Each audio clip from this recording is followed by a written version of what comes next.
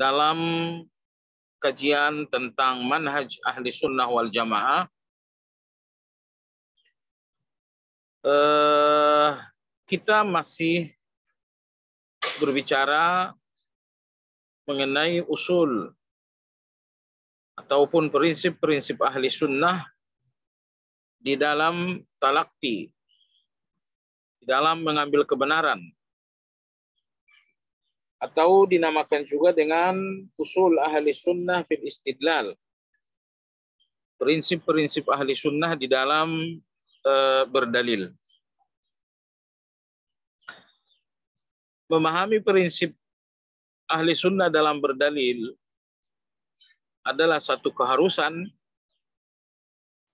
karena untuk sampai kepada sebuah nilai dan kebenaran harus melewati dalil. Nah, kalau prinsip-prinsip berdalil atau istidlal keliru, akan sampailah kepada tujuan yang salah. Tapi kalau prinsip-prinsip istidlal, prinsip-prinsip berdalilnya betul, maka akan sampailah kepada kebenaran yang dituju. Hari ini insyaallah ta'ala kita akan membahas prinsip istidlal yang kelima. Syekh Nasir hafizahullah ta'ala berkata, at-taslimu lillahi wa li rasulihi sallallahu alaihi wasallam zahiran wa batinan. فلا يعارض شيء من الكتاب أو السنة الصحيحة بقياس ولا ذوق ولا كشف ولا قول شيخ ولا إمام ونحو ذلك. Wajib bersikap pasrah kepada Allah dan kepada Rasulullah sallallahu alaihi wasallam. Kepasrahan lahir dan batin. Maka tidak boleh menentang apapun yang datang dari Alkitab dan As-Sunnah yang memang sahih. Baik menentang dengan kias, atau menentang dengan perasaan, atau menentang dengan kasyaf, atau menentang dengan perkataan guru, ataupun menentang dengan perkataan imam dan yang semisalnya. Pada poin yang kelima ini, Syekh Nasir hafizahullah ta'ala menegaskan bahwa di antara prinsip ahli sunnah dalam berdalil adalah bersikap pasrah terhadap semua yang dijelaskan oleh Allah dan Rasulnya melalui Al-Quran dan Sunnah. Pasrah dalam arti kata, jangan menentang, jangan membenturkan pernyataan-pernyataan yang terdapat dalam Al-Quran ataupun dalam hadis. Ada beberapa hal yang sering digunakan untuk menentang atau membenturkan dalil-dalil. Yang pertama adalah kias. Maksudnya adalah logika. Banyak orang yang menolak dalil, menentang dalil, bahkan mereka melihat dalil itu kontradiktif dengan menggunakan kias, dengan menggunakan logika-logika. Ya, menggunakan logika-logika. Ini artinya orang-orang yang menentang dalil dengan logika, di urutan pertama adalah orang-orang Mu'tazilah. Orang-orang Mu'tazilah adalah orang-orang yang sering sekali, bahkan menjadi karakter mereka, selalu melihat dalil bertentangan dengan logika. Mereka mengatakan dalil bertentangan dengan akal. Gimana kalau dalil bertentangan dengan akal? Nah, jadi asumsi adanya kontradiktif antara dalil dengan akal, asumsi seperti ini hanya datang dari orang-orang Mu'tazilah. Ya, adapun Ahlus Sunnah wal Jamaah tidak pernah berasumsi bahwa ada dalil yang bertentangan dengan logika. Insya Allah nanti pada poin yang ke-6 akan dijelaskan bagaimana posisi logika manusia di hadapan dalil. Tapi pada prinsipnya tidak pernah seorang ahli sunnah melihat situasi kontradiktif antara dalil dengan logika. Nggak pernah itu terjadi. Nah, maka orang yang selalu menyebutkan ini dalil bertentangan dengan logika, ini adalah orang-orang Mu'tazilah. Lalu orang-orang Mu'tazilah ini kemudian diikuti oleh beberapa aliran, seperti aliran Asy'ariyah, aliran Maturidiyah, begitupun aliran Kullabiyah. Ya, mereka ini aliran-aliran semuanya sering sekali berasumsi ada dalil yang berbenturan dengan logika. Maka al-jamaah atau ahlus sunnah wal jamaah tidak pernah berasumsi seperti itu. Baik. Kemudian yang kedua, yang selalu digunakan untuk melihat adanya dalil yang kontra. Ya, ada penolakan terhadap dalil. Yang pertama tadi logika. Yang kedua yang selalu digunakan untuk menolak dalil adalah dzauq, yaitu perasaan-perasaan. Ini terjadi kepada manusia secara umum, termasuk kita. Sering sekali ada dalil-dalil yang kita abaikan, yang kita tolak dengan perasaan kita. Tengah malam saat kita bangun, dalil meminta kita untuk menjalankan salat, tetapi rasa malas membuat kita menolak. Ya, dalil memerintahkan kita untuk banyak bersedekah, tapi rasa kikir membuat kita menolak. Maka hal kedua yang selalu menjadi alat manusia untuk menentang Al-Quran dan Sunnah adalah perasaan. Jadi rupa-rupanya ketika beriman, perasaannya tidak ikut beriman. Hanya statusnya saja secara global yang betul-betul yang beriman. Sementara perasaannya belum ikut beriman. Sehingga banyak sekali perasaan-perasaan itu menentang dalil. Ya, mohon maaf, saya harus bicara juga, terkhusus kepada kaum perempuan. Ada hukum-hukum yang khas bagi perempuan. Dan perempuan, kecuali beberapa orang, segelintir orang yang betul-betul mendapatkan rahmat dari Allah, ternyata menggunakan perasaan kewanitaan untuk menentang ataupun untuk mengabaikan dalil-dalil tersebut. Jadi dalil itu haruslah menjadi hakim atas perasaan kita. Nggak boleh perasaan ini yang menjadi hakim terhadap dalil. Ayat 65 dalam surat An-Nisa, sebuah ayat yang sangat tegas. Bahwa Allah tidak mengakui seseorang beriman sebelum lahir dan batinnya tunduk secara total kepada dalil. Allah berfirman, "Fala wa rabbika la yu'minun." Maka demi Rabbmu mereka semua ini tidaklah beriman. Hatta yuhakkimuka fima syajara bainahum. Sampai mereka betul-betul menjadikanmu hakim yang memutuskan segala persoalan di antara mereka.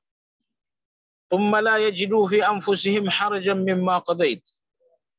Lalu mereka tidak menemukan berat hati terhadap semua keputusanmu.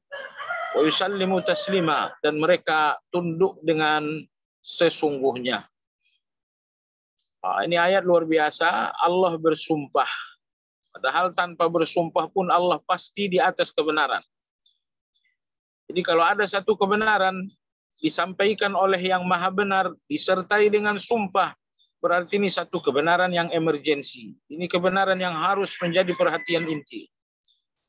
Nah, pertanyaannya, kebenaran apa yang disampaikan Allah dengan sumpah? Allah mengatakan la yu'minun. Ini orang-orang semuanya tidak beriman sebelum dalil menjadi hakim yang memutuskan segala perkara.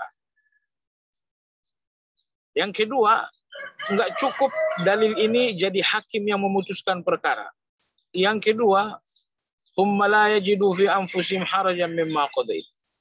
Lalu hati dan perasaan ini tidak boleh berat dengan apapun yang menjadi keputusan dari dalil itu. Wa yusallimu taslima, lalu kemudian tunduk. Ini ayat ini mensyaratkan 3 hal untuk seseorang betul-betul dinamakan beriman. Pertama, jadikan dalil sebagai hakim yang memutuskan segala perkara. Yang kedua, bersikap lapang dada, bahkan gembira dengan apapun yang diputuskan oleh dalil. Yang ketiga, tunduk, jalankan keputusan itu dalam kehidupan yang nyata. Jadi jangan cuma diterima lalu tidak dijalankan. Nah, baik. Jadi hal kedua yang selalu menjadi alat bagi manusia untuk menentang Al-Quran dan hadis adalah al-dzauq, perasaan. Hal yang ketiga yang selalu menjadi alat manusia menentang dalil adalah al-kasyaf. Yang dimaksud dengan al-kasyaf adalah penerangan kaum tasawuf. Karena orang-orang tasawuf, guru-guru tasawuf, mereka merasa memiliki terawangan-terawangan. Seolah-olah mereka mengetahui yang gaib. Wah, mereka mengatakan firasat saya atau kasyaf saya begini, ilham saya begini-begini. Nah, ini semuanya keliru. Kebenaran itu nggak boleh ditentang, nggak boleh diabaikan dengan menggunakan apa yang disebut dengan kasyaf itu. Kemudian hal yang keempat digunakan manusia untuk menentang kebenaran adalah qaulu syaikh, ucapan guru. Ya, kita berguru dan itu satu keharusan, tapi ucapan guru tidak boleh punya otoritas sampai menentang dan menolak kebenaran. Ya, saya belajar kebenaran dan ketika disampaikan, oh ini berbeda dengan guru. Kata guru saya begini, sehingga dalil ini harus dibuang. Dalil ini tidak usah dipakai. Kata guru saya lah yang mesti diikuti. Nah, ini nggak boleh terjadi. Makanya Ali bin Abi Thalib radhiyallahu an mengatakan seseorang diidentitaskan dengan kebenaran. Tapi kebenaran ini nggak boleh diidentitaskan dengan seseorang. Yu'rafur rijal bil haqq wa la yu'raful haqq bil rijal. Ya, seseorang dikenali dan diidentitaskan dengan kebenaran. Tapi kebenaran itu nggak boleh diidentitaskan dengan seseorang. Identifikasi kebenaran dengan seseorang inilah yang menghasilkan hizbi. Ini yang menghasilkan fanatisme. Ada orang yang identifikasi kebenaran dengan Asy'ari, maka muncullah kebenaran bernama Asy'ariyah. Ada orang yang mengidentifikasi kebenaran dengan Maturidi, maka muncullah kebenaran bernama Maturidiyah. Ada orang yang mengidentifikasi kebenaran dengan seseorang yang bernama Ahmad, maka muncullah kebenaran bernama Ahmadiyah. Jadi mengidentifikasi kebenaran dengan sosok tertentu, inilah hakikat dari semua aliran sesat. Sekaligus ini pula yang menjadikan ahli sunnah itu betul-betul unik dan istimewa. Ahli sunnah ini tidak pernah diidentifikasi dengan nama tertentu. Pernahkah ahli sunnah menamakan diri Ahmadiyah karena mengikuti Imam Ahmad? Pernahkah ahli sunnah wal jamaah mengidentifikasi diri dengan Taimiyah karena mengikuti Ibn Taimiyah? Enggak pernah. Ahli sunnah selalu menyebut diri ahli sunnah. Gak ada nama-nama tertentu yang ditonjolkan dalam Ahlus Sunnah ini. Karena Ahlus Sunnah ini tidak diidentifikasikan dengan nama orang. Oranglah yang diidentifikasi dengan sunnah. Kita katakan Imam Ahmad itu adalah ahli sunnah. Syekh Muhammad bin Abdul Wahab adalah ahli sunnah. Imam Ibn Taimiyah adalah ahli sunnah. Ustaz Yazid hafizahullah ahli sunnah. Ustaz Abdul Hakim hafizahullah ahli sunnah. Semua manusia ini diidentitaskan dengan ahli sunnah. Tapi ahli sunnah tidak diidentitaskan dengan orang. Ahli sunnah itu adalah Ibn Taimiyah. Ahli sunnah itu adalah Muhammad bin Abdul Wahab. Ahli sunnah itu adalah Ustazuna Syekh Yazid. Salah. Itu ucapan yang salah. Pernyataan yang keliru. Yang betul, Ustaz Yazid adalah ahli sunnah, tapi ahli sunnah bukan beliau. Karena ahli sunnah itu banyak, bukan beliau saja. Jadi maksud saya adalah kebenaran ini identifikasikan dengan kebenaran itu sendiri, dengan dalil. Jangan identifikasi kebenaran dengan guru-guru tertentu. Nah, kita belajar kebenaran ini, kita menuntut ilmu, kita menjadi seorang mahasiswa, agar kita punya satu kecerdasan untuk bisa lepas dari segala yang bernama fanatisme, dari segala yang bernama taklid buta. Jadi sangat tidak menggembirakan sekali kalau sampai ada seorang yang belajar ke tingkat mahasiswa, lalu kemudian kembali terjerat lagi dengan jerat-jerat taklid dan fanatisme. Itu tidak boleh lagi terulang. Karena ilmu itu fungsinya membebaskan manusia dari segala warna-warni fanatisme dan taklid buta. Maka di sini Syekh Nasir hafizahullah ta'ala mengatakan, nggak boleh menentang dalil dengan logika, dengan perasaan, dengan kasyaf, dan yang keempat, nggak boleh menentang dalil dengan ucapan guru. Dalil itulah yang menjadi hakim untuk memutuskan perkara secara keseluruhan, dan ucapan seorang guru tidak boleh dijadikan sebagai dalil. Baik. Wala imam. Hal yang kelima sering digunakan orang untuk menolak kebenaran adalah imam. Oh, ini beda dengan kita pengikut Imam Syafi'i. Oh, ini beda dengan kita. Betul ada Imam Syafi'i. Ya, ada pula Imam Ahmad. Semua ulama-ulama pada kesimpulannya adalah imam. Ya, akan tetapi betapapun seseorang imam yang diakui di seluruh dunia, bahkan berabad-abad seperti imam-imam tabi'in, para sahabat, namun seorang imam siapapun orangnya tidak punya otoritas untuk menentang Al-Quran dan Sunnah. Untuk menentang Al-Quran dan Sunnah. Nah, ini sangat berbeda dengan jalan orang-orang tasawuf. Orang-orang tasawuf menjadikan perkataan guru-guru mereka, mursyid-mursyid mereka sebagai dalil. Sehingga apabila dalil bertentangan dengan perkataan guru, maka dalil ini harus ditakwil. Subhanallah, apabila dalil bertentangan dengan perkataan guru, maka dalil ini harus ditakwil. Ini satu keberanian yang luar biasa, bahwa dalil harus ditakwil ketika bertentangan dengan ucapan guru. Ini kesesatan. Yang benar sebaliknya. Kalau ucapan guru bertentangan dengan dalil, ucapan guru ini yang mesti ditakwil. Kalau mau tidak ditakwil, ya sudah buang ucapan guru. Hanya itu dua kemungkinan. Hanya itu dua kemungkinan. Kalau ucapan guru bertentangan dengan dalil, takwillah ucapan guru itu sehingga ucapan ini tidak salah. Kalau ucapan guru itu nggak bisa ditakwil, ya sudah dibuang. Nah, ini dua jalan yang benar. Tapi bahwa kemudian ucapan guru bertentangan dengan dalil, lalu dalilnya yang ditakwil, ini keliru. Ini kebiasaan orang-orang tasawuf, tasawuf falsafi, ya.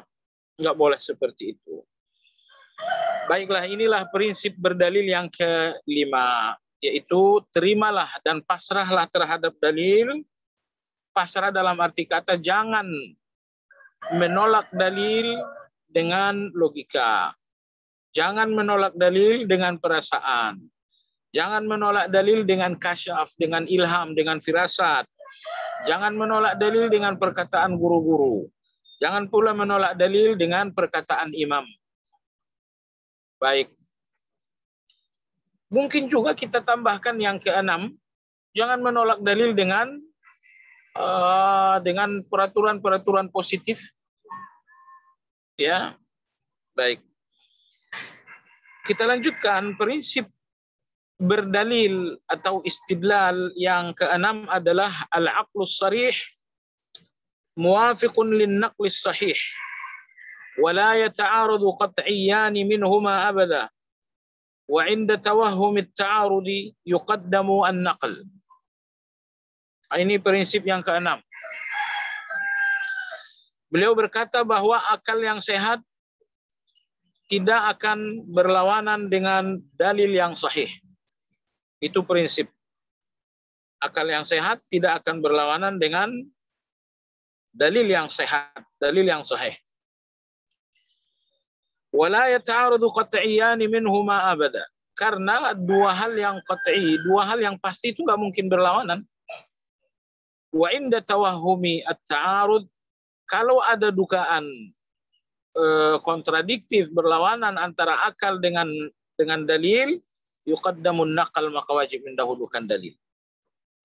Ya, inilah prinsip yang keenam di dalam istidlal, di dalam berdalil, yaitu bahwa akal yang sehat tidak berbenturan, tidak berlawanan, tidak kontra dengan dalil yang sahih.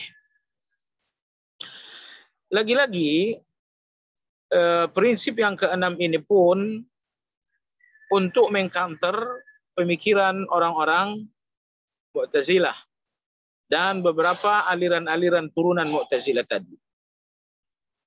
Karena aliran-aliran tersebutlah yang selalu berasumsi bahwa ada akal berlawanan dengan wahyu. Akal berlawanan dengan wahyu. Dalil akal atau logika berlawanan dengan wahyu. Mereka lah yang selalu berasumsi seperti itu. Adapun Ahlus Sunnah wal Jamaah selalu berpandangan bahwa akal yang sehat, benar-benar sehat, tidak akan berlawanan dengan dalil yang sahih. Nah, ini berarti kalau akal sudah rusak, itu akan berlawanan dengan dalil. Karena yang tak berlawanan dengan dalil itu hanya akal yang sehat. Adapun akal yang rusak, itu positif, akan berlawanan dengan dalil. Contoh, apabila akal seseorang telah rusak disebabkan karena falsafah, ya, akalnya rusak dengan teori-teori falsafah, 100% dia akan melihat banyak dalil yang berbenturan dengan logikanya dia. Permasalahan bukan karena dalilnya berbenturan dengan logika, tapi karena logikanya itu udah rusak. Oleh sebab itu, ikhwani fillah sekalian yang saya hormati, ada satu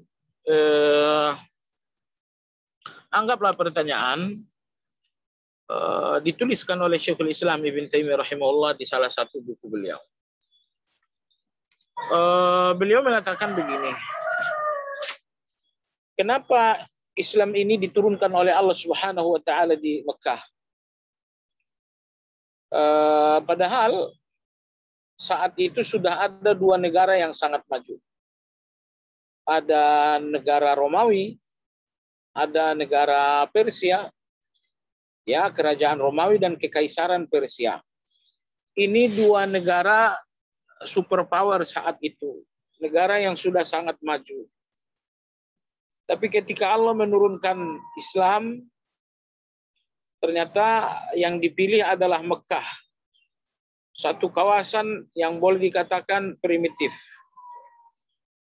Allah tidak memilih Romawi dan Persia, sebuah negara yang sudah sampai kepada titik kemajuan.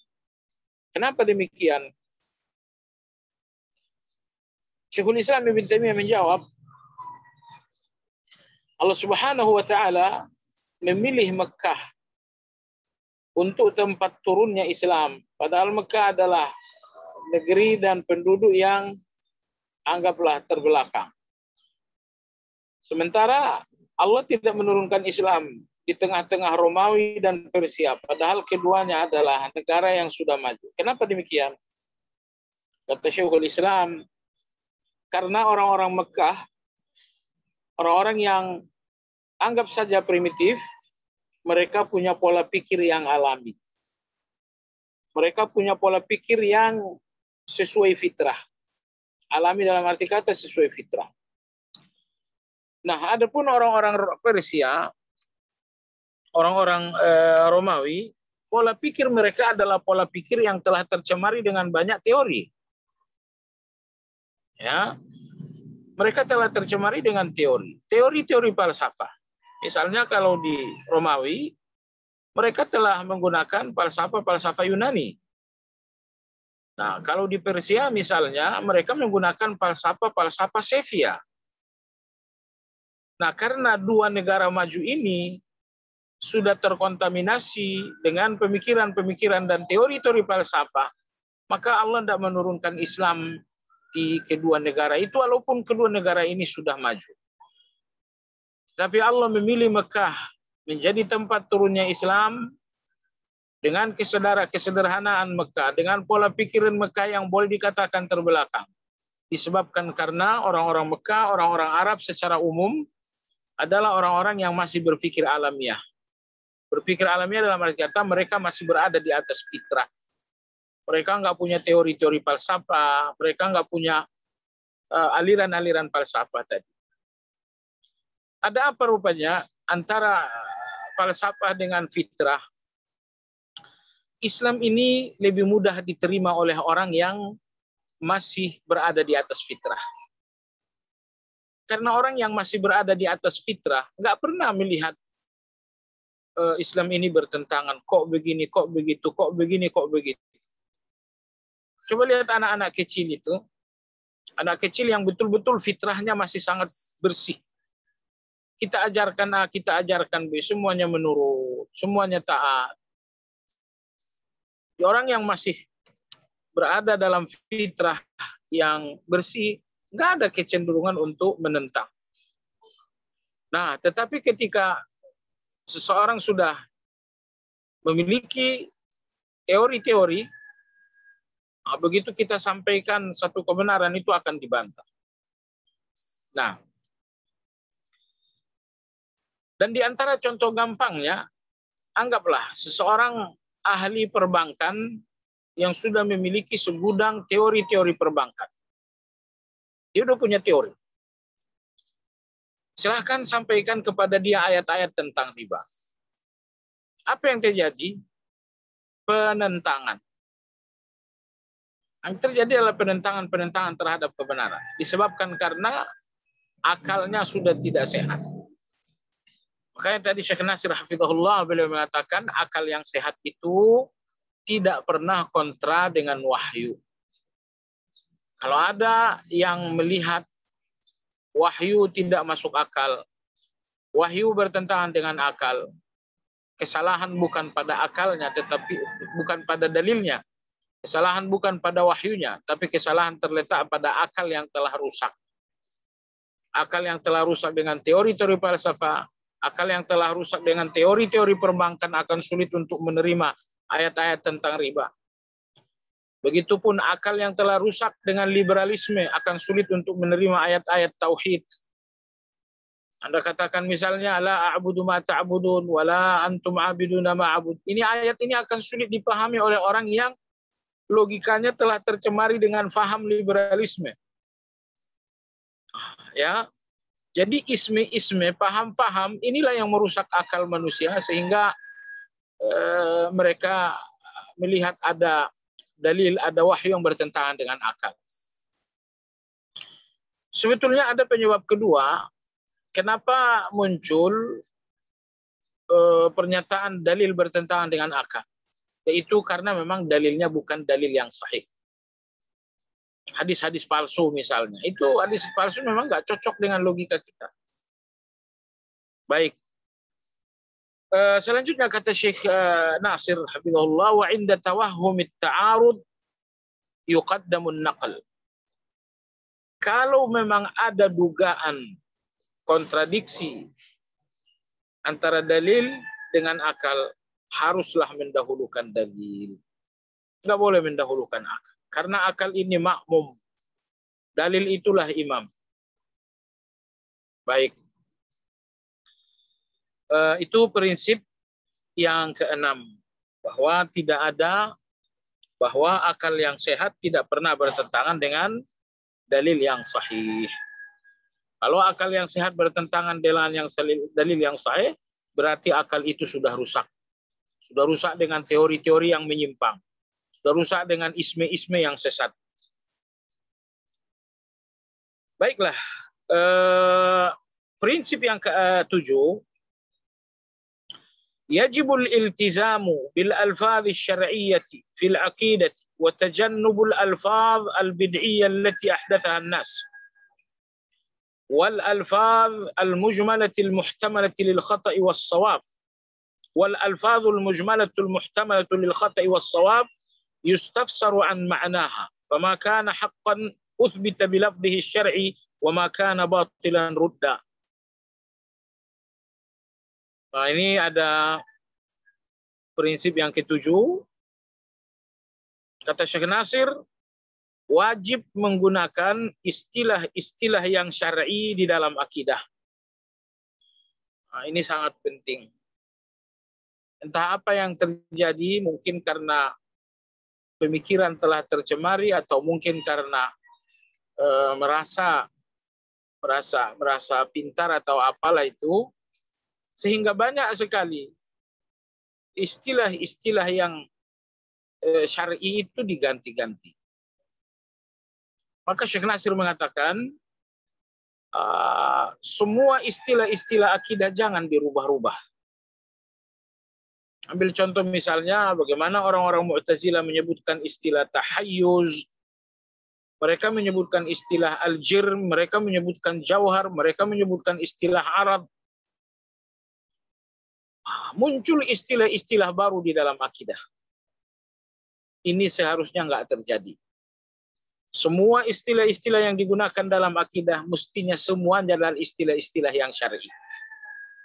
Saudaraku sekalian, ada beberapa bentuk istilah ya. Istilah yang pertama adalah istilah yang syar'i, yaitu istilah-istilah yang memang tersebut dalam Al-Quran dan hadis. Misalnya kafir, misalnya munafik, misalnya mukmin, misalnya Islam. Ini semua adalah istilah-istilah yang syar'i karena diperoleh dari syariat, yaitu Al-Quran dan hadis. Kemudian ada juga istilah yang kedua, dinamakan dengan istilah yang ilmi. Istilah yang ilmi itu, istilah yang ilmiah itu tidak ada dalam Al-Quran, tidak ada dalam hadis, tetapi didefinisikan secara ilmiah oleh ulama. Itu dinamakan istilah ilmiah. Contoh, Khawarij. Khawarij itu tidak ada dalam Al-Quran. Dalam hadis pun nama Khawarij itu tidak ada. Nabi bicara Khawarij, ya, tapi istilah Khawarij itu tidak ada dalam hadis. Lalu kemudian ulama kita menyebutkan Khawarij, lalu mereka memberikannya definisi sesuai dengan Al-Quran dan hadis. Nah, ini dinamakan dengan istilah ilmiah, yaitu setiap istilah yang ada definisinya secara ilmiah.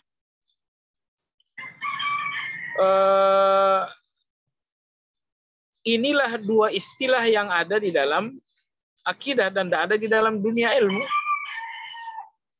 Nah, lalu muncullah banyak aliran dengan istilah-istilah mereka sendiri. Maka tadi Syekh Nasir hafizahullah taala mengatakan semua istilah-istilah dalam akidah harus menggunakan istilah-istilah dari Al-Quran dan hadis. Nah, salah satu contoh misalnya, kalau Anda sering membaca literatur Syiah, mereka kadang-kadang menyebutkan kalimat al-bada. Ya, al-bada itu istilah akidah mereka dan tidak ada dalam Al-Quran dan Sunnah. Terlalu jauh mungkin kita bicara. Kalau Anda misalnya pernah membaca literatur orang LDII di Indonesia, orang LDII itu punya istilah-istilah sendiri.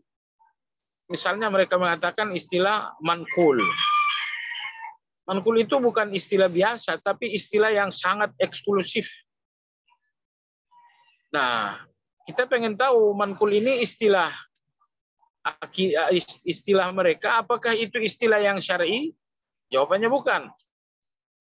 Apakah itu sebuah istilah yang ilmi? Jawabannya bukan. Jadi ahli-ahli bidah ini selalu membuat istilah-istilah khas. Mereka ingin mencirikan diri dengan istilah-istilah tersebut. Ya. Dan yang lebih buruk lagi kadang-kadang ada istilah syariat yang mereka palsukan definisinya. Contoh misalnya, dalam agama kita ada baiat. Tapi baiat dalam agama kita adalah baiat antara rakyat dengan pemimpin. Lalu ahli-ahli bidah ini menyebut istilah baiat bukan antara rakyat dengan pemimpin, tetapi antara murid dengan guru. Jadi mereka mengambil istilah yang syar'i, kemudian ditafsirkan dengan kesesatan mereka, supaya kesesatan ini seolah-olah tertutupi dengan istilah yang syar'i. Ini berbahaya. Contoh kedua, dalam agama kita ada istilah nahi mungkar. Itu istilah syar'i, nahi mungkar itu. Ternyata kalau Anda ke tengah-tengah orang Khawarij, istilah nahi mungkar bagi mereka adalah melakukan revolusi dan pemberontakan. Itulah yang mereka istilahkan dengan nahi mungkar.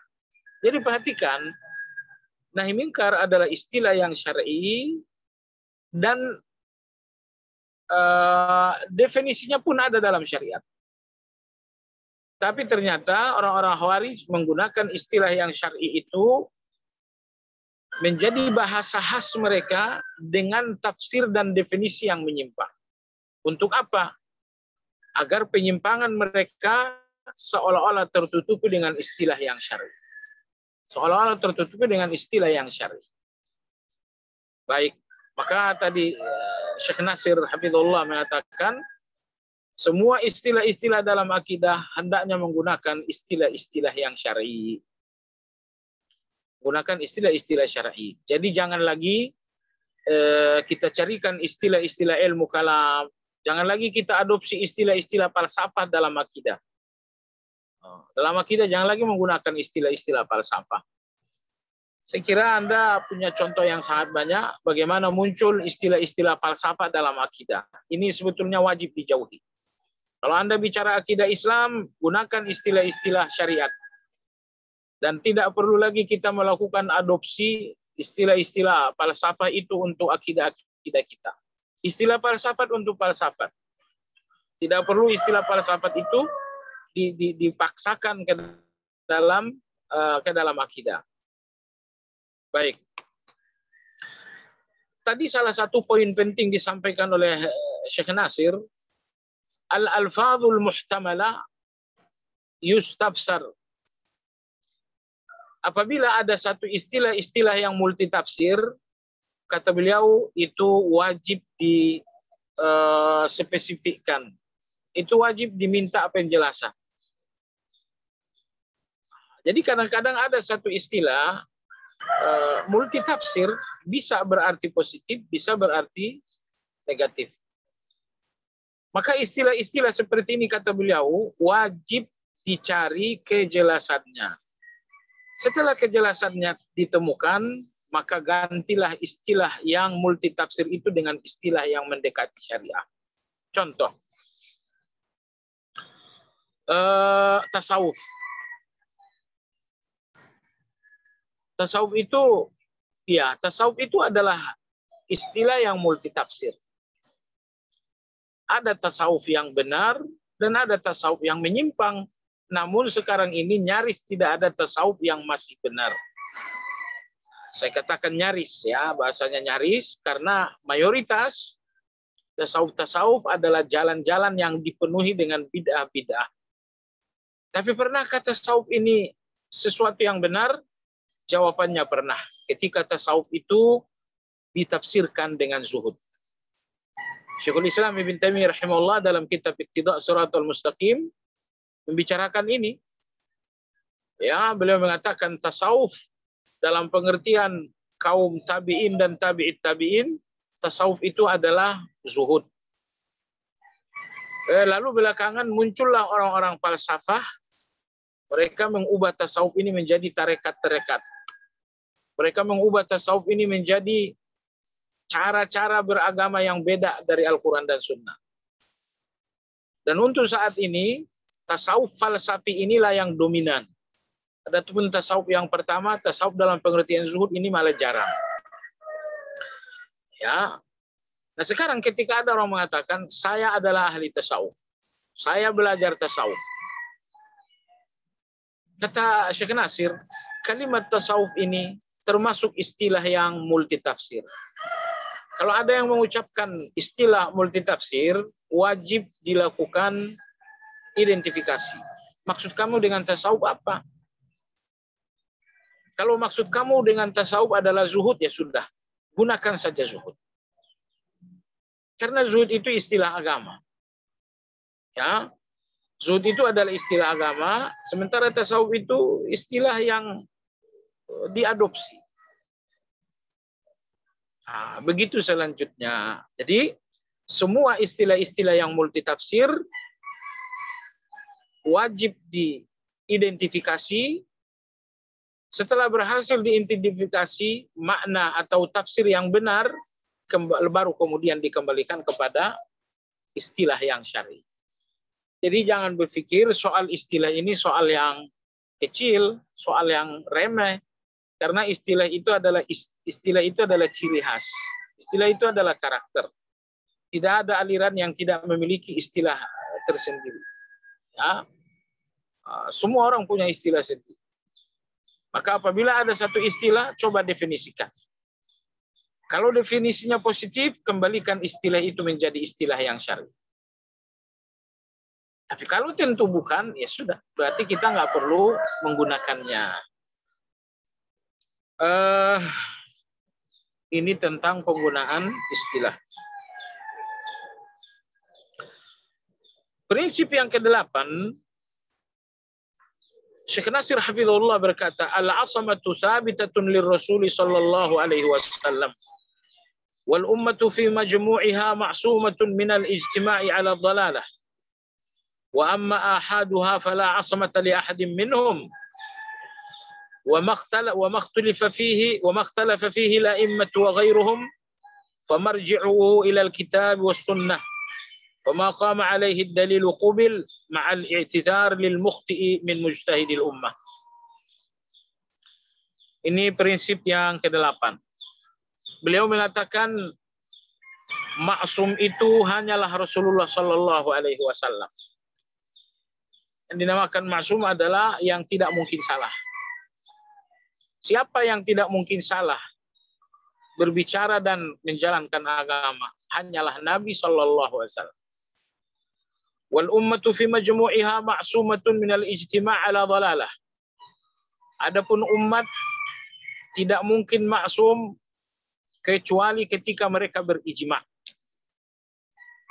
Ketika umat ijma', ketika itu enggak mungkin salah. Contoh, Nabi SAW wafat, lalu Abu Bakar menyampaikan ide untuk membukukan dan mengkodifikasi Al-Quran dalam satu buku. Ternyata itu disetujui oleh semua sahabat. Terbentuklah ijma untuk membukukan Al-Quran. Maka kodifikasi Al-Quran itu mungkinkah sebuah kesalahan? Tidak mungkin. Itu kebenaran secara pasti karena ditetapkan dengan ijma. Jadi kesimpulan hanya ada dua yang tidak mungkin salah. Hanya ada dua yang merupakan kebenaran pasti. Pertama yang datang dari dalil, dan yang kedua yang datang dari ijma. Apa yang ditegaskan oleh dalil, sekali lagi ditegaskan oleh dalil, itu adalah kebenaran yang pasti. Apapun yang diputuskan oleh ijma, itu adalah kebenaran yang pasti. Wa amma ahaduha fala asamata li ahadin minhum. Adapun hasil ijtihad seseorang maka tidak mungkin dinamakan dengan maksum. Misalnya ada seorang ulama berijtihad. Apakah ijtihad ulama tersebut dikatakan sebuah kebenaran pasti? Nggak boleh. Nggak boleh. Itu ulama, itu imam. Apalagi ustadz-ustadz. Ya, apalagi ustadz-ustadz yang ada di tengah kita misalnya, ada seorang ustadz berfatwa. Fatwa seorang ustadz tidak boleh distatuskan sebagai kebenaran pasti. Fatwa seorang ustadz itu ijtihad. Bisa benar, bisa salah. Pasti itu cuma dua. Dalil, dan yang kedua adalah ijma. Nah, ini perlu untuk dipahami, karena bagi orang-orang yang pada proses belajar sering sekali salah paham dengan ucapan seorang guru. Ucapan seorang guru yang statusnya cuma fatwa, dengan bobot bisa benar bisa salah, malah kadang-kadang ucapan guru itu difahami sebagai kebenaran pasti, sebagai sesuatu yang maksum. Ini salah. Sehingga saudaraku sekalian yang saya hormati,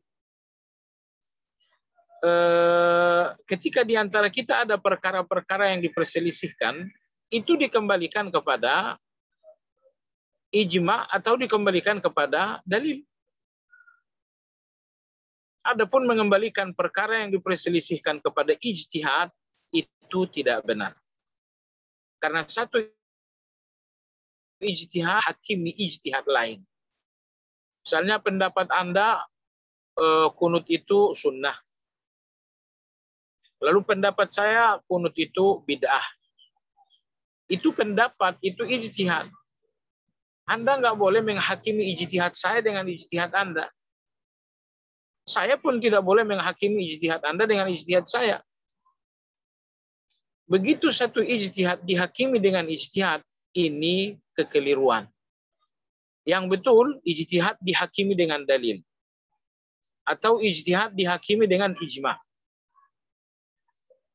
Adapun ijtihad dihakimi dengan ijma, ijtihad itu jalan yang salah. Kemudian beliau mengatakan wa makhtalafa fihi al-a'immatu wa ghairuhum famarji'u ila al-kitab was sunnah. Apabila ada pertentangan, apabila ada khilafiyah di antara orang-orang yang berilmu, maka khilafiyah itu dikembalikan kepada Al-Quran dan Sunnah. Ditimbang. Si fulan mengatakan boleh, si fulan mengatakan tidak boleh. Terjadi khilafiyah, terjadi situasi, beda pendapat. Apa yang dilakukan? Yang dilakukan adalah menimbang perbedaan itu menggunakan Al-Quran dan Sunnah. Tetapi tentu ini hanya berlaku bagi orang yang sudah sampai ke level talibul ilm. Karena klasifikasi manusia dalam ilmu ini ada 3. Yang paling tinggi di dunia ilmu dinamakan dengan ulama. Lalu pada level yang kedua dinamakan talibul ilm. Lalu pada level yang ketiga dinamakan dengan mustami'. Hanya ini 3 macam manusia di dalam ilmu. Adapun yang keempat, ini orang jahil. Ini ucapan Abu Darda. Abu Darda radhiyallahu anhu berkata, kun aliman, au muta'alliman, au mustami'an, wala takun rabi'an fatahlak. Kata Abu Darda, jadilah orang yang berilmu, ulama. Kalau tidak mampu, jadilah talibul ilm. Kalau tidak mampu, jadilah mustami', sekedar pendengar. Kalau tidak mampu, maka jangan sampai yang keempat, yaitu jahil. Jadi kesimpulan, di dunia ilmu itu 3 macam manusia. Ulama, talibul ilm, dan mustami'. Maksud saya, apabila ada perbedaan di kalangan ulama, kembalikan dan timbanglah perbedaan itu dengan Al-Quran dan Hadis. Siapa yang bisa menimbang? Pertama ulama. Nomor 2 adalah talibul ilm. Talibul ilmi ini orang-orang yang sudah menguasai kaidah-kaidah ilmu. Mereka menguasai bahasa Arab. Mereka menguasai kaidah-kaidah fikih. Mereka pun menguasai kaidah-kaidah usul fikih. Mereka pun menguasai kaidah-kaidah tafsir. Mereka pun menguasai kaidah-kaidah dalam akidah. Hanya saja talibul ilmi ini belum mampu berfatwa, belum mampu beristihad. Nah, kalau ulama itu ilmunya mendalam dan mampu istihad. Talibul ilmi ini menguasai kaidah tapi belum sampai ke tingkat ijtihad. Maka talibul ilmu inilah yang mampu menimbang perbedaan. Ini perbedaan mana yang benar, mana yang salah, mana yang dhaif, mana yang kuat. Ini bisa dilakukan oleh seorang talibul ilmi. Adapun yang ketiga, mustami'. Orang-orang awam datang ke majelis ilmu sekedar duduk, walaupun dia mencatat. Orang awam ini nggak ngerti dengan bahasa Arab, nggak ngerti dengan kaedah-kaedah. Hanya saja mereka datang mendengar ilmu. Ini dinamakan mustami. Nah, mustami ini tidak akan mungkin bisa menimbang khilafiyah. Maka apa yang dikatakan Syekh Nasir tadi, apabila terjadi perbedaan pendapat di kalangan ulama, maka timbanglah dengan Al-Quran dan Sunnah. Pertanyaan siapa yang akan menimbang? Jawabannya adalah talibul ilm. Adapun mustami'ul ilm tidak akan mampu melakukan pertimbangan.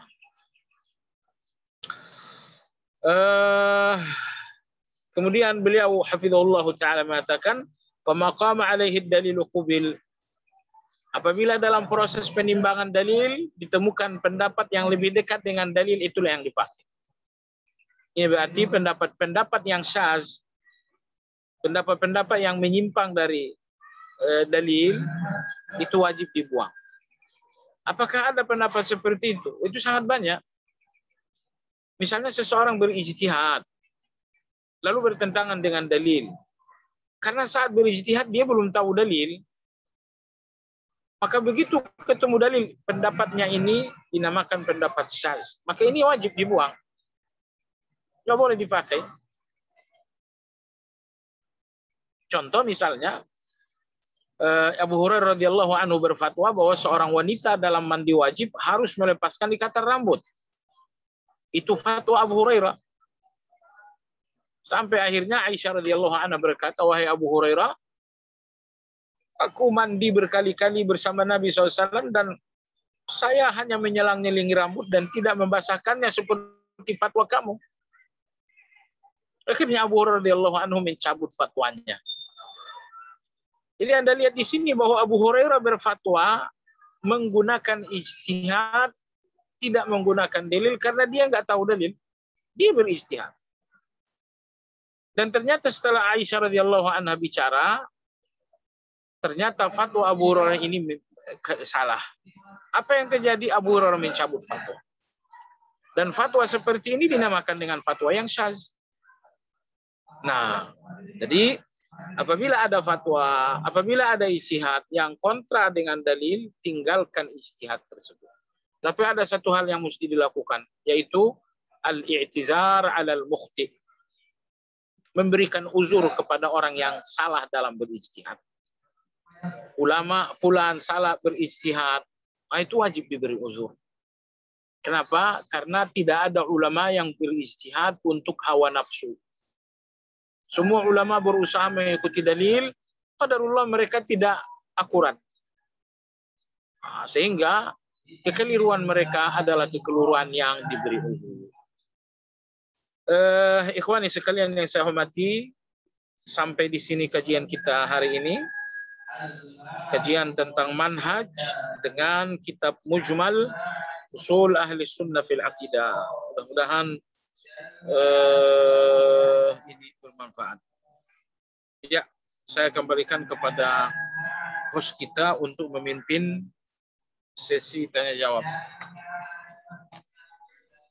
Ya, alhamdulillah.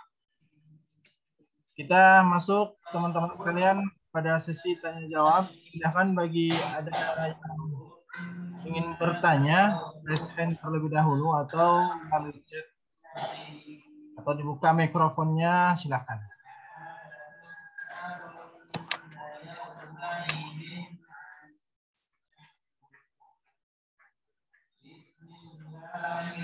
Iya, ada pertanyaan yang masuk ke room chat. Apa tanggapan kita terhadap perayaan Maulid? Perlu kita definisikan perayaan itu apa? Sebab kalau Maulid itu hanya sekedar mengkaji sejarah Nabi, itu tidak masalah. Mengkaji sejarah Nabi bahkan sesuatu yang harus mengkajinya. Tapi memperingatinya, merayakannya, ini yang perlu kita rumuskan.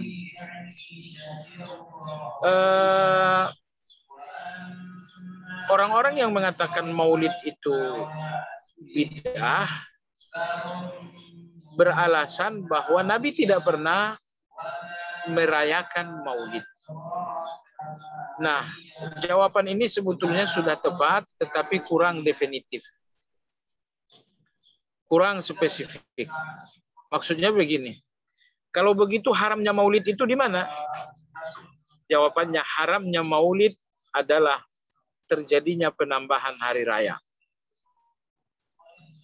Hari raya. Bukan Maulidnya haram, tapi penambahan hari rayanya. Hari raya Maulid. Nabi bersabda, "Innallaha qad abdalakum bi'aidaini khairim min ayadikum." Ketika Nabi SAW sampai di Medina, orang Medina itu memiliki beberapa hari raya. Lalu Nabi mengganti semua hari raya itu dengan 2 hari raya. Beliau mengatakan, kalian tidak punya hari raya kecuali cuma 2. Idul Adha dan Idul Fitri. Nah, adanya peringatan Maulid ini menambahkan hari raya yang ketiga, namanya hari raya Maulid. Mungkin mereka mengatakan, kami tidak mengatakannya hari raya. Ya terserah lah, yang penting kalian merayakannya. Semua yang dirayakan berarti hari raya. Lebih-lebih ada waktu, ada tanggal, dan ada bulan. Itu menunjukkan bahwa kalian menjadikannya hari raya. Jadi dengan demikian, keterlarangan Maulid tidak terletak pada Maulid dalam bentuk pembacaan dan mengenang atau kajian tentang sejarah Nabi. Bukan itu yang terlarang. Tapi yang terlarang itu adalah penambahan hari raya. Ada namanya hari raya Maulid. Walaupun namanya belum hari raya, tapi dinamakan perayaan Maulid. Perayaan Maulid itu apa bedanya dengan hari raya? Nah, jadi kesimpulan, Maulid itu terlarang karena kategori menambah hari raya dalam Islam. Kemudian yang kedua, selama berabad-abad tidak ada orang yang melakukan perayaan Maulid. Zaman Nabi, zaman sahabat. Nah, perayaan Maulid ini baru ditemukan di tengah-tengah Bani Fatimiyah atau Ubaidiyah. Mereka yang pertama kali melakukannya. Lalu yang ketiga ini agak penting. Sekarang situasinya adalah beda pendapat. Masing-masing menyebutkan dalil. Ada yang mengatakan boleh, ada yang mengatakan nggak boleh, dan masing-masing mencoba membangun argumentasi. Lalu apa posisi Anda? Posisi Anda adalah al-khuruju minal khilaf. Keluar dari perbedaan pendapat itu. Kalau Anda maulid, berarti Anda nyemplung.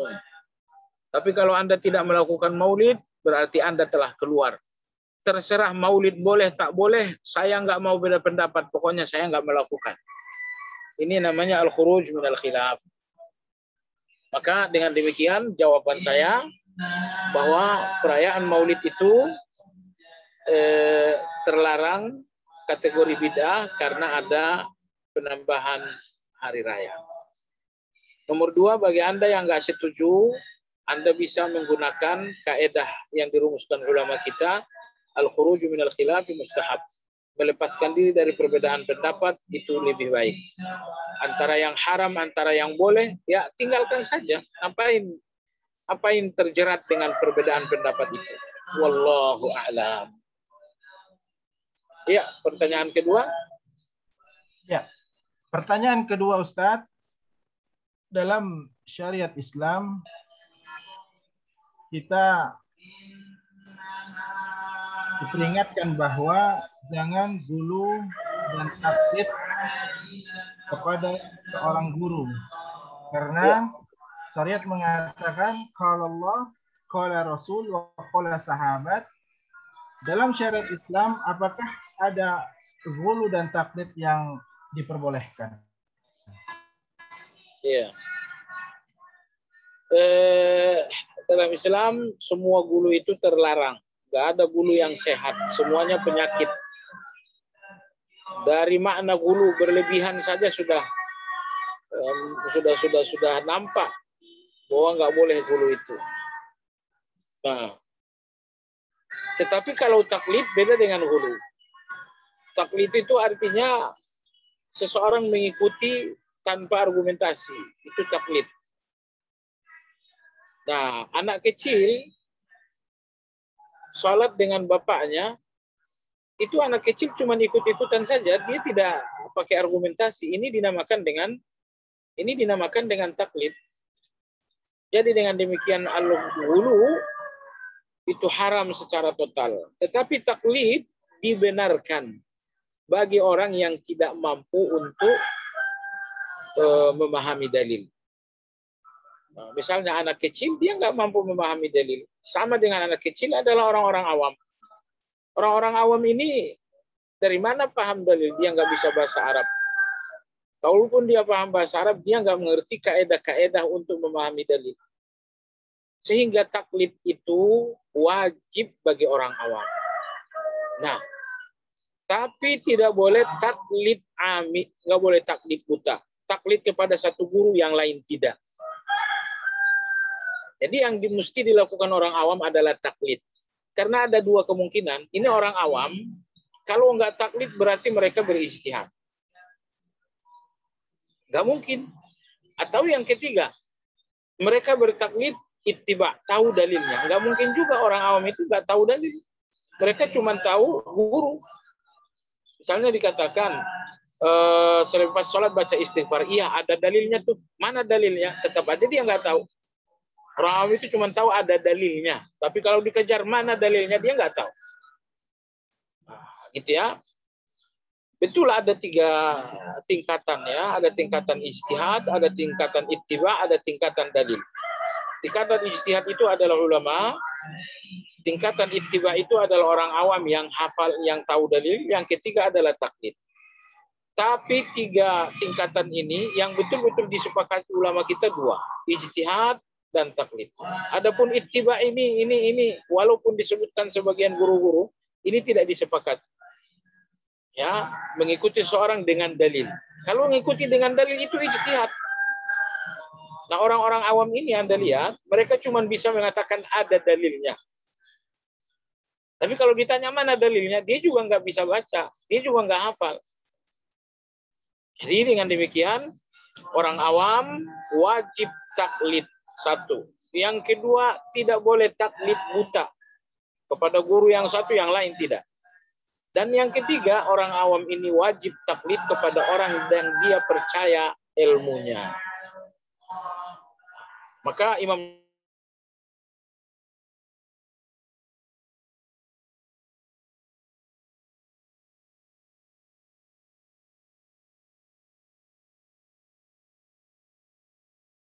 dalil seorang ulama adalah dalil. Adapun dalil seorang awam adalah gurunya. Misalnya, dari mana kamu tahu ini? Oh, saya tahu dari guru saya. Itu sudah cukup dalil. Karena dia orang awam. Karena orang awam itu dalilnya adalah guru. Tetapi guru yang terpercaya. Bukan guru yang asal guru gitu ya. Jadi kalau seorang awam berdalil dengan guru yang terpercaya, itu sudah gugur tanggung jawab ilmiahnya. Ala kulli hal, kembali kepada pertanyaan, dulu secara total hukumnya haram. Adapun taklid itu perlu dibagi-bagi. Ada taklid yang wajib, ada taklid yang haram. Taklid yang haram itu adalah taklid kepada taklid buta, kepada seseorang nggak mau yang lain. Padahal yang lain ini ilmunya lebih tinggi misalnya. Yang kedua, taklid yang haram adalah taklid kepada seorang yang nggak berilmu. Ini sekolahnya di mana? Oh, sekolahnya jurusan falsafah. Tahu-tahu itu jadi taklid ke situ. Kalau mau taklid ke jurusan akidah lah. Taklidlah kepada orang yang ahli tafsir. Taklidlah kepada orang yang ahli syariah. Kalau taklid kepada ahli falsafah, itu taklid yang salah. Itu taklid yang haram. Itu wallahu taala a'lam. Iya, ada pertanyaan Ustadz. Ya. Izin bertanya mengenai salah satu fatwa Syekh yang beliau dengar di YouTube. Saya ingat beliau adalah Syekh Al-Fauzan mengatakan larangan memakai mushaf yang berwarna. Apakah itu masuk larangan karena adab terhadap Al-Quran? Larangan menggunakan mushaf Berwarna, Ustaz. Hafalan. Nah, apakah itu dilarang atau tidak? Ataukah ada dalilnya, Ustaz? Enggak ada dalilnya. Itu murni ijtihad beliau. Semua dalil mengatakan baca Al-Quran. Tidak ada dalil mengatakan Qurannya jangan berwarna. Nah, maka apa yang disebutkan tersebut adalah fatwa. Fatwa itu nggak ada dalilnya, tapi ijtihad. Ya, dan saya sendiri belum melihat. Kalau benar-benar itu fatwa dari Syekh Fauzan, hafizahullah ta'ala, fatwa itu keliru. Kenapa keliru? Karena beliau membatasi sesuatu yang global. Al-Quran mengatakan, baca Al-Quran, iqra' ma tayassarat ma'aka minal Quran. Nabi mengatakan, iqra'ul Quran, bacakan Al-Quran. Semua perintah baca Al-Quran itu global. Lalu tadi dibatasi, bacalah Al-Quran tapi jangan mushaf berwarna. Ini pembatasan ini keliru. Jadi yang betul, bacalah Al-Quran secara umum. Apakah Al-Quran kertas, atau Al-Quran digital, ataupun Al-Quran dalam bentuk lain, berwarna-warni untuk memudahkan hafalan, ini semuanya tidak terlarang. Wallah. Baik Ustaz, pertanyaan selanjutnya. Ada fatwa yang telah disampaikan oleh seorang guru, yaitu doktor ahli usul fikih. Beliau mengatakan bahwa profesi roki itu diperbolehkan. Namun sementara kita gali dari riwayat para sahabat, tidak ada satupun dari para sahabat yang menjalani profesi tersebut. Nah, apakah Profesi apa? roki, Ustaz? Roki apa itu? Rukiah. Oh, rukiah. Ya. Apakah itu diperbolehkan atau tidak? Kemudian dari segi dalil itu tidak ada, Ustaz, tapi beliau berfatwa dan kebetulan beliau adalah seorang dokter ahli fikih. Katanya boleh. Boleh, Ustaz, tapi nggak ada dalil. Nah, itu bagaimana kita menyikapinya, Ustaz? Nah, sementara misal ataupun profesi yang lain beliau berfatwa ini diperbolehkan dan ternyata tidak ada dalil yang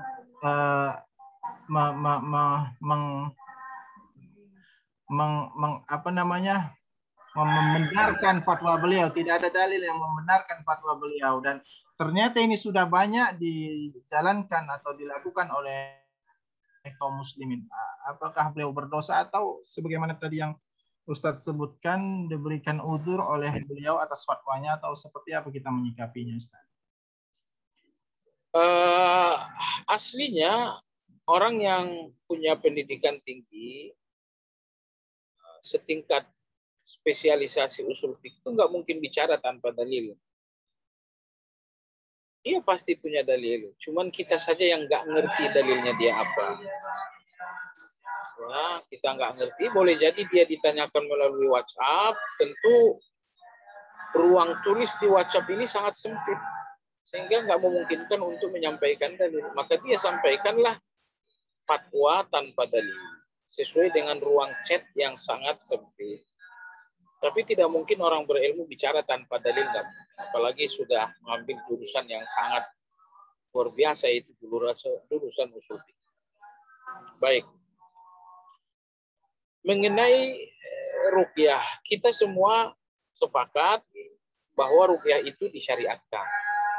Nggak mungkin ada yang menentang. Jadi semua orang ijma bahwa ruqyah itu hukumnya boleh. Sampai di situ kita sepakat. Dalilnya banyak. Ya, Jibril meruqyah Nabi, Aisyah meruqyah Nabi, kemudian para sahabat saling meruqyah. Jadi ruqyah itu hukumnya boleh. Baik. Ketika ruqyah ini dijadikan sebagai profesi, ketika seseorang mengkhususkan diri sebagai ahli ruqyah, yang kemudian atas dasar profesi itu mungkin dia mendapatkan uang. Baik. Bahwa seseorang dapat uang dari meruqyah, ini pun ada dalilnya. Ya, hadis sahih bahwa sekelompok sahabat sedang keluar, lalu mereka melewati satu perkampungan, mereka minta dijamu, minta rumah untuk nginap, ternyata nggak dijamu dan nggak diberikan pinjaman rumah, padahal mereka musafir. Sehingga terjadilah musibah, kepala suku disengat kalajengking, Mereka satu kampung tidak ada yang bisa mengobati. Akhirnya mereka minta sahabat-sahabat Nabi ini untuk mengobati. Sahabat Nabi mengatakan, kami akan obati tapi dengan syarat, berikan kami jamuan, rumah untuk tempat kami nginap, kemudian kami juga butuh makan. Lalu penghuni kampung menyanggupi. Nah, di sini Anda lihat bagaimana para sahabat meruqyah kepala suku menggunakan Fatihah dengan syarat mereka diberikan makan, diberikan tempat tidur. Ini berarti mengambil manfaat berupa materi dari ruqyah, hukumnya dibolehkan. Apa bedanya dengan guru? Ya, Syekh Abdul Razak misalnya, dia punya ilmu. Lalu dia mengajarkannya di Jamiah Islamiyah, kemudian dia dapat gaji. Apa bedanya? Nah, hal ketiga ini juga mungkin ada yang mengatakan mengajarkan ilmu itu adalah kewajiban, nggak perlu ada gaji, nggak boleh lagi ada gajinya. Mengajarkan ilmu itu adalah kewajiban, nggak boleh jadi profesi. Nah, ini pendapat yang keliru. Sangat keliru kalau sampai ada asumsi bahwa apapun yang namanya kewajiban nggak boleh menghasilkan uang. Itu keliru. Kelirunya Anda lihat dalam surat Al-Qasas, ketika Ummi Musa membuang atau menghanyutkan Nabi Musa, sampailah di istana Firaun, ributlah istana tentang siapa ibu susu yang pas. Akhirnya dicari tak ada yang pas. Lalu datang Ummi Musa melamar dan akhirnya Nabi Musa dikembalikan kepada umminya. Tanpa sepengetahuan Firaun bahwa ini adalah umminya. Tapi karena Firaun beranggapan ini hanya ibu susu, maka Firaun memberikan gaji. Nah, Nabi kita ketika membacakan ayat ini, beliau mengatakan dia menyusui anaknya dan dia mengambil upahnya. Menyusui anak itu kewajiban, tapi ternyata dia mengambil upahnya. Jadi tidak betul menjalankan kewajiban itu, nggak boleh mengambil upah. Nah, tapi kalau dikatakan menjalankan kewajiban syarat dengan upah, itu memang nggak boleh. Saya ngajarkan ilmu, syaratnya harus ada gaji sekian, itu nggak boleh. Saya meruqyah, syaratnya harus 300.000 misalnya, itu nggak boleh. Tapi bahwa Anda meruqyah, kemudian ada yang memberikan manfaat materi, ambil, silakan. Kan dalam hadis Nabi SAW mengatakan, wa khairu ma ta'kuluna bihi ma tu'allimuna bihi kitaballah. Kata Nabi, makanan terbaik kalian adalah makanan yang kalian peroleh karena mengajarkan kitab Allah. Jadi dengan demikian, menjadi seorang raqi dibenarkan. Mengambil manfaat materi bagi seorang raqi dibenarkan dengan hadis-hadis tadi. Nah, adapun memprofesikan raqi itu sendiri, ini perlu dirinci. Profesi apa maksudnya? Kalau dia meruqyah lalu dapat uang, itu boleh. Tapi kalau dia meruqyah dan ada budget, ini nggak boleh. Jadi kalau profesi itu profesi yang sifatnya budgeting, itu nggak boleh. Tapi kalau profesi hanya sekedar dapat manfaat, itu dibenarkan. Wallahu a'lam. Ya, syukur Ustaz. Alhamdulillah atas jawabannya. Izin bertanya kembali ada di kolom chat Ustaz. Beliau membaca sebuah artikel bahwa ilmu filsafat itu terlarang. Lalu bagaimana dengan filsafat dengan para ulama-ulama terkenal pada saat itu? Tidak ada ulama-ulama yang ahli filsafat. Semua ulama-ulama ahli filsafat itu taubat. Ya. Ilmu itu adalah ilmu yang membuat seorang takut kepada Allah. Sementara falsafah itu tidak pernah mengajarkan takut kepada Allah. Jadi nggak ada ulama di dunia tasawuf, di dunia falsafah. Siapa ulama di dunia falsafah? Semuanya keluar. Ambil contoh misalnya Imam Ghazali. Imam Ghazali bertahun-tahun berada di dunia falsafah, tapi kemudian ia keluar. Lalu ia menulis kitab yang berjudul Tahafutul Falasif. Kerancuan-kerancuan orang falsafah. Lebih dari itu Imam Ghazali bahkan mengkafirkan beberapa tokoh falsafah. Imam Ghazali mengkafirkan Al-Farabi. Imam Ghazali mengkafirkan Ibnu Sina. Nah, Imam Ar-Razi rahimahullah, beliau juga pernah menjadi tokoh penting di dunia falsafah. Tapi kemudian beliau pun keluar. Bahkan beliau mengucapkan pernyataan yang sangat indah. Beliau mengatakan, aku telah letih dengan jalan-jalan falsafat. Tapi jalan-jalan ini tidak bisa melepaskan dahaga ilmu. Nggak bisa melepaskan dahaga ilmu saya. Maka jalan terdekat menuju kebenaran adalah Al-Quran dan Sunnah. Dan jalan terjauh menuju kebenaran ada filsafah. Itu pun sering tidak sampai kepada kebenaran. Begitu kata Imam Ar-Razi. Jadi kesimpulan tidak lagi ada ulama kita yang berada di falsafah. Justru mereka keluar dari falsafah. Seperti dua imam yang tadi. Wallahu ta'ala alam. Ya, pertanyaan terakhir Ustadz sebagai penutup. Apakah boleh kita di dalam syariat Islam berihtisab? Sebagai contoh, ihtisab Ustadz. Sebagai contoh 3 pemuda yang terkurung di dalam gua.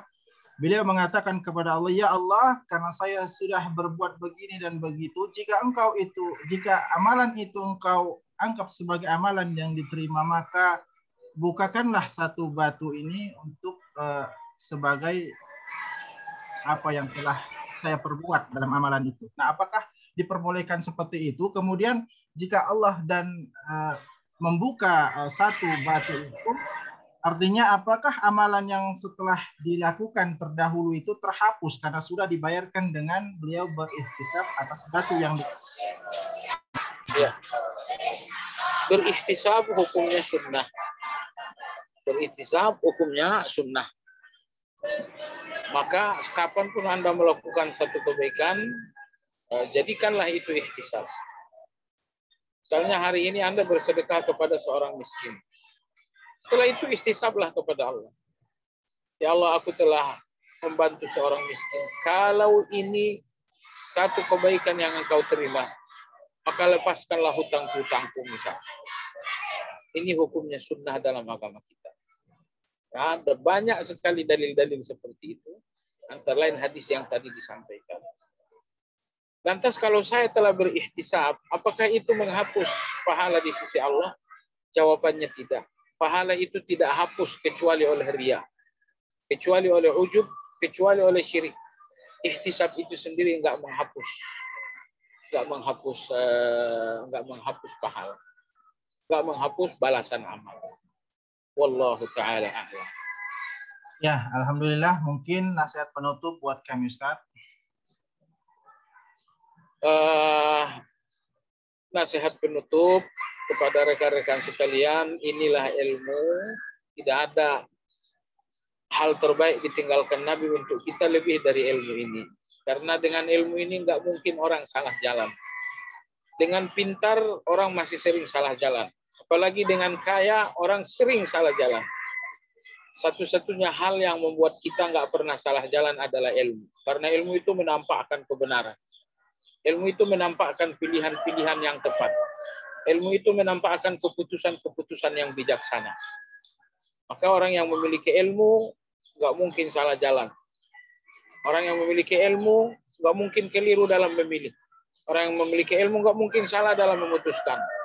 Saudaraku, Anda lihat bahwa hidup kita ini sepenuhnya adalah mata rantai pilihan yang sangat panjang. Kesalahan kita dalam memilih sesuatu kadang-kadang harus kita bayar sesuatu yang sangat mahal. Seseorang saat memilih istri misalnya, ternyata salah pilih. Apa yang dibayar? Yang dibayar adalah perceraian yang sangat menyakitkan. Justru setelah anak-anak lahir. Ada apa ini semua? Inilah kalau sudah sampai salah jalan.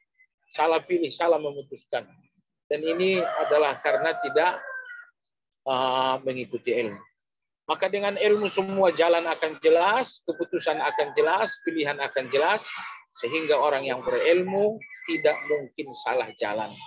Wallahu ta'ala alam. Demikian saya mohon diri, mohon pamit. Subhanakallahumma bihamdika asyhadu an la ilaha illa anta astaghfiruka wa atubu ilaik. Assalamualaikum warahmatullahi wabarakatuh. Waalaikumsalam warahmatullahi wabarakatuh. Jazakumullahu khairan Ustaz. Baik. Silakan teman-teman sekalian absen di kolom chat. Saya sebagai moderator, mohon maaf bila mana ada kekurangan. Kesempurnaan hanya milik Allah. Saya undur diri. Arsadani Allahi wa iyyakum. Assalamualaikum warahmatullahi wabarakatuh.